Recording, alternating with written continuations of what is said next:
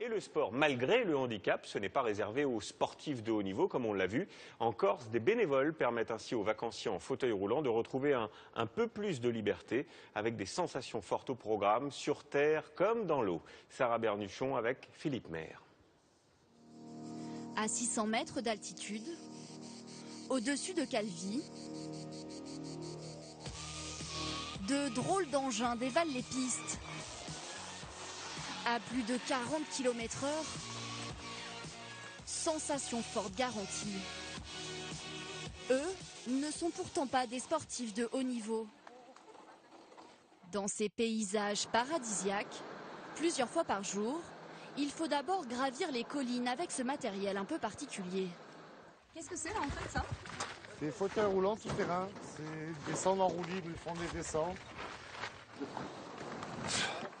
Ces touristes-là sont plus habitués aux fauteuils de ville.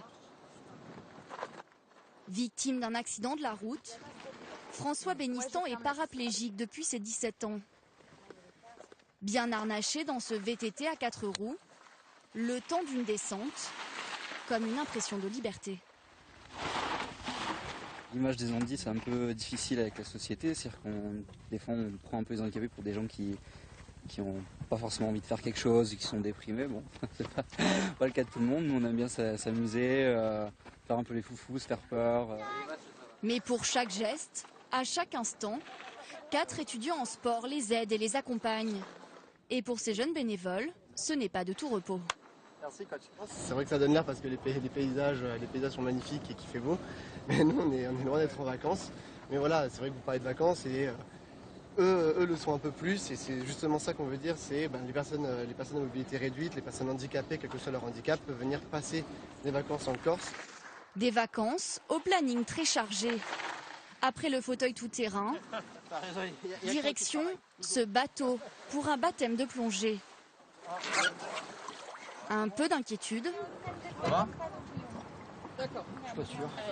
Mais une fois lancé, l'appréhension est bien vite oubliée. À plusieurs mètres de profondeur, encadré par des professionnels, une bonne dose d'émotion et d'autodérision. Impeccable. Je tape un peu dessus, mais sinon non, ça va. Ça va. Putain, je peux plus le voir. Ces handicapés là. Non, impeccable. Non, c'est très bien passé. Comme je dis, c'est pas le pire de la journée. En fait, ce qui est cool, c'est que on a l'impression d'être en apesanteur et il n'y a pas le fauteuil en fait. C'est ça aussi qui est bien, c'est qu'on oublie le fauteuil pendant qu'on est sous l'eau. Une semaine qu'ils sont ensemble. Au début, un peu d'appréhension sur la façon d'aborder le handicap, mais bien vite, l'humour a pris le dessus. Arrête ou je me lève. Si je me lève, c'est pas pour rien. Non, beaucoup de sarcasme, il faut y aller avec de la dérision et beaucoup d'humour noir parce que si on commence à s'enlacer et faire à parler que du côté négatif de l'handicap et à rester bloqué là-dessus, on n'avance pas. Ce groupe-là espère bien faire évoluer les mentalités.